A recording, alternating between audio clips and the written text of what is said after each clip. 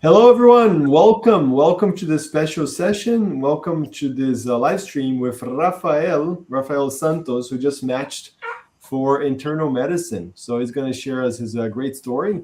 This is part of the Meta-Analysis Academy Match Stories. We had over 80 students from our program who matched in great programs. So today, Rafael is going to share his wonderful story. Rafael, thank you so much for joining. It's an honor to have you here. Thank you so much, Rhanderson, for having me. I'm really happy for the match, and it's a great pleasure for me to be here. Meta-Analysis Academy has such a great impact on my journey so far. I believe with all the papers and experience that I got from the program in meta-analysis has helped me to secure more interviews during this season. And it was something that was really commented during the interview season. So I'm really grateful for what the meta-analysis course has done for me. And I'm really happy to be here. That's fantastic. How did you get the news on that Monday a few weeks ago that you had matched? What was that feeling like? Yeah, it was a mix of feelings. Like I was in my home, like waiting for the email, but the email got somewhat delayed, and then I had to like access through the website, and I kept seeing like several times, congratulations, you have matched, and then I checked my email later, and then I came back to the website again. Okay, is this right? I mean, I was like kept doubting myself. Yeah. That's awesome. And Rafael, you had this unique experience because you hadn't matched last year. So um, I want to start with this very obvious and important question. How do you feel your application was different this time around when you matched from the prior cycle when you applied but did not match? Yeah, that was a very great question. I mean, especially for applicants that are like need to like rebuild their applications after getting a matched.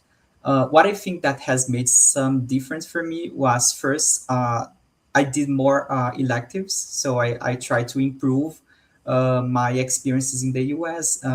I completed 2 more months of observerships in the next cycle, and I also got more, I would say, strong LORs from these experiences.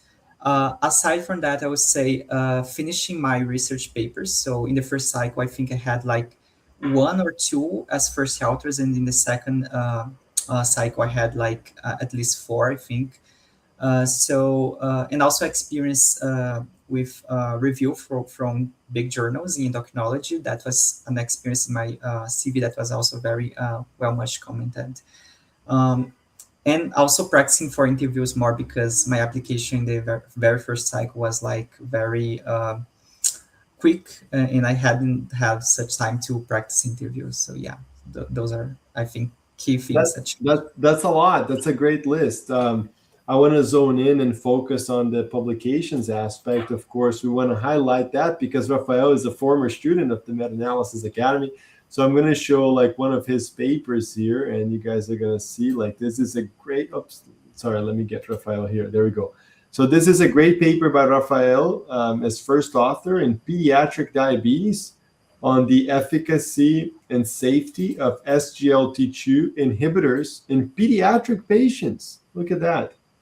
These wonder drugs have helped a lot in heart failure and diabetes, and Rafael studied them in children in this meta-analysis of randomized controlled trials. And this is another one of his publications about GLP-1 receptor agonists in patients with MASH and fibrosis. So well done, Rafael. Congratulations. And I know you have other papers. How do you feel these were important to your application? Were these commented on your interviews? What was that experience like?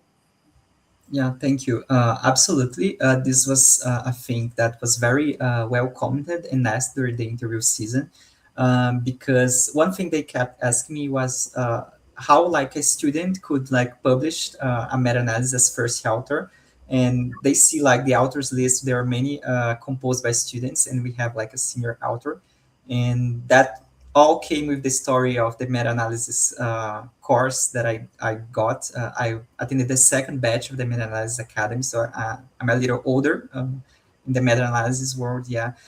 And for me, that was something that it was amazing because it was something that was different, like across the applicants, I would say. So yeah. That's fantastic. I'm actually, this is a funny story. You and others have caused such a great impression of the Meta Analysis Academy at that program where you matched that they invited me to give grand rounds there and talk about the Meta Analysis Academy. So I'm giving grand rounds there in May because of you and others who've done so well. You're probably interviewing there and telling them, yeah, I did the Meta Analysis Academy and it really helped me. So Yeah, I'm that's fantastic. Yeah. I'm really happy to hear that. Guys, again, I want to emphasize this. Rafael is from Brazil, where I'm from, and he came from a great university there called UFMG, Federal University of Minas Gerais. But, it's tough as an international medical graduate to do really impactful research and publications. You guys know all the barriers that there are, but Rafael and his group, like they published these papers with like 1,800 patients. These are large studies, and this one here with 300 patients. And this is because it's a meta-analysis. With a meta-analysis, you don't depend on your medical school or on your hospitals or on your programs to do these impactful research. You develop that yourself. Overall, how many publications do you think, Rafael, at the time you matched, you applied and matched? Yeah, I think like complete publication, it was about 7. Um, yeah, most of them were through the Meta-Analysis Academy. Yeah. Okay, that's awesome. 7 publications, most of them meta-analysis, and at least a few of them as first author. This is impressive. Really good stuff. And what about in terms of the other components? I want to highlight other details as well. You mentioned that you got stronger letters of recommendations this time around. How do you feel that these rotations and letters were different the second time than the first time? Is it just a matter of experience? You had done these rotations before, or is there anything specific that you did that you would want to share with everyone else on how you can, on how they can improve? Yeah, I think rotation is a key element because it's the experience that you can get like your LORs from. So this is very important. One thing that I would say is that most people has this question about what is the best rotation, whether it's an observership or clerkship. But most of my good LORs, they came from observership. So I don't think like that type of experience has such an impact. I believe that what has more impact is your performance during the rotation and the connections that you made, and also the LORs that you got from these experiences. So most of my strong LORs, they came, one was from Dr. Lima. I did a rotation in Vanderbilt University with Dr. Bruno Lima. He was such a great mentor for me during the whole season, helped me with all the applications, deciding my signal. So I'm also really grateful to him for these experiences. And another rotation that I did was in Harrington program. So I spent 2 months in Harrington. I did cardiology consults. I followed Dr. Penalver, Dr. Colombo, also Dr. Ferreira. You might know some of them, yeah. And I mean, it was a fantastic rotations. I even like helped the guys with the residents with the EKGs, and they also like asked me, "Oh, where did you learn EKGs?" And I also did the EKG course. So for me, that has helped me also a lot. And I also did endocrinology at Jackson Memorial Hospital. So for me, those for sure one of the best rotations that I ever did. I got strong LORs from this. It was a very great program. Yeah. That's amazing. That's fantastic. Well done, sir. Well done. Very proud of you. Yeah, Bruno's great. We trained together. I was his. We trained together in imaging here in Boston, and I also did residency in Miami. As you know, I know a lot of those people. So those are good. That's good advice. On the rotations. It's the letters of recommendations. Just to give everyone my impression of that, it's an area where it's honestly very hard to stand out because all the letters are good People get good letters of recommendation. You can get hurt in your application if you don't have good letters, but it's hard to stand out. So I always tell people to look for really objective ways in which their applications can stand out. High step two score, really good rotations, publications. That's a really critical component as well. Rafael, I wanted to ask you and give this other very important piece of advice. You applied the first time around without ECFMG certificate. Is that correct? Is that right? Yeah, yeah, correct.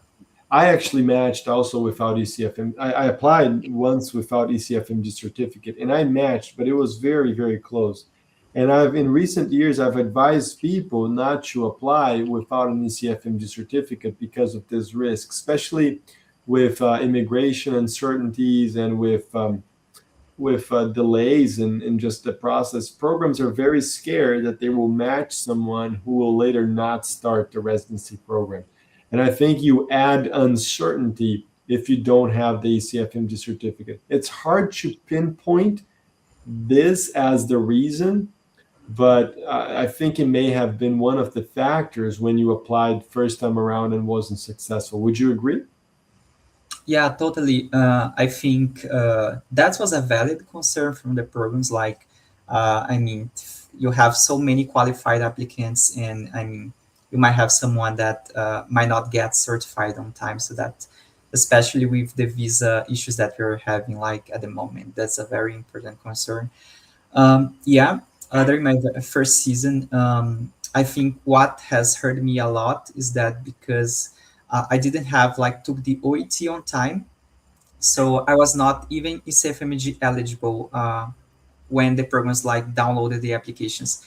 So for someone, I would recommend that. I mean, I totally recommend applying after getting SFMG certified. But if there is someone that wants to apply without the certificate, I would recommend at least like make sure to take the OET and apply to one of those pathways, because you are telling the programs that you are at least ECFMG eligible. So you're gonna graduate and you're gonna get certified. So yeah, I think this information is key. Yeah. Perfect. I agree with that. It's a common situation because people graduate end of the year and they're very eager to apply. Yeah. That's what I did. But you can run into a wall if you apply and you interview and you don't have the ACFMG certificate. Programs may be less inclined to interview you and less inclined to rank you highly. That's an important element. Rafael, also in your story, there's this interesting point where you did an observership in Egypt, a rotation in Egypt. Is that right? Tell us about that. Yeah, that was also one of the key elements in my application. So that was a very like random, different experience. So I was, I guess, the fourth or fifth semester medical school, and we had the opportunity to do this global elective through IFMSA, and you go to 1 month, spend 1 month in another country that you may choose. I chose Egypt. At that time, I only wanted to like travel. I mean, I have never like gone outside of Brazil before, and then I want to travel like know another country, and then I get there. It was a cardiology rotation. It was an amazing experience because I was there like during the Ramadan, so people were like intermittently fasting, and we are like in the cardiology team designing the how we are gonna like make people like follow their faith without hurting them, especially for patients with heart failure. And I mean, I learned a lot from this experience. Like we had a whole protocol like to how um, keep people's faith while they are fasting, and that was something that it was different. It was asked like several times during the interview season. Yeah. Yeah, I was gonna say, like, I'm sure people asked you a lot of questions about this. Yeah, this is good. Guys, if you're joining just now, again, this is Rafael. He matched in internal medicine at Metro West, a really great program here in the Boston area. He's a former Meta-Analysis Academy student. He's a superstar. He's published seven papers, he said, and lots of good papers like this one here in pediatric diabetes, first author. And then also over here in JHEP reports about GLP-1 receptor agonists in patients with fibrosis. This is really great stuff. Rafael, one word of advice, that you would give to people as they consider, as they're in this journey. Obviously, your journey was not linear. You had this setback where you didn't match initially. What's one word of it? We talked about a lot of things like don't apply without an ECFMG certificate and do a lot of research, first author papers, do well in your rotations. But anything else we didn't talk about that you think would be helpful for people as they're building their application for residency? Yeah, that was a very great question, Rhanderson. If I had to choose one thing, I would say take one step at a time. It might sound like, okay, that's common sense, but I think what's most difficult is like take the step one, because everything's new. So for some people, the language is new. The study material is new. You are like adapting to a new world. Uncertainty like is very present in your life when you're like studying for step one.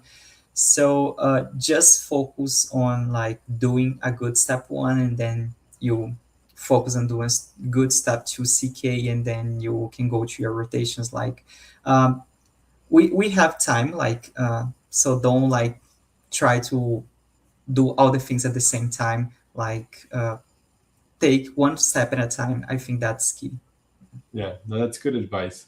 That's good advice. I always tell people in terms of research, also have that added on early in your journey, because if you you probably you did the Meta-Analysis Academy a while back, right? You did like 3 years ago, like in one of the first cohorts, actually 4 years ago now.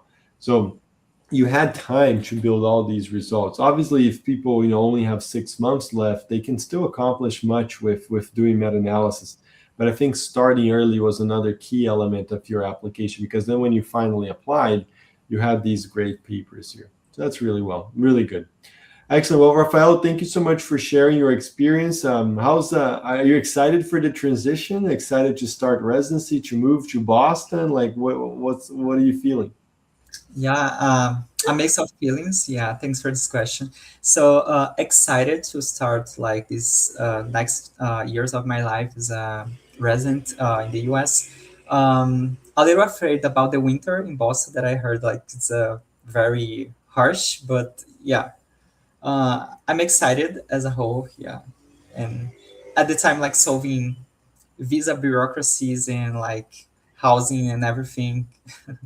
But yeah, excited overall. Yeah. Yeah, that's part of the deal. Enjoy this time. It's enjoy, spend time with family. And I remember the day between I matched and I started residency. It was a really good time, because you're relaxed. You know where you're going next step of your career. Spend time with family. Do the things you like, because life is going to get really busy in July. So. Congratulations again. I'm really excited to have you here in Boston. I'm sure we'll run into each other, and again, congratulations. And thank you so much for sharing your story here on this live stream with the folks. Okay. Yeah. Thank you. It was a pleasure for me to be here. Yeah. All right, everyone. So this is this great story of Rafael Santos, who, as you just heard, did not match the first time, and then built up his application, more publications, rotations, ECFMG certification, and then ultimately matched in internal medicine at Metro West here in Boston. So congratulations, Rafael. Really happy to have you join and share your story here with us. Okay? Thank you, Rhanderson. All right, everyone. See you later. Thanks again for joining. Bye-bye. Thank you. Bye-bye.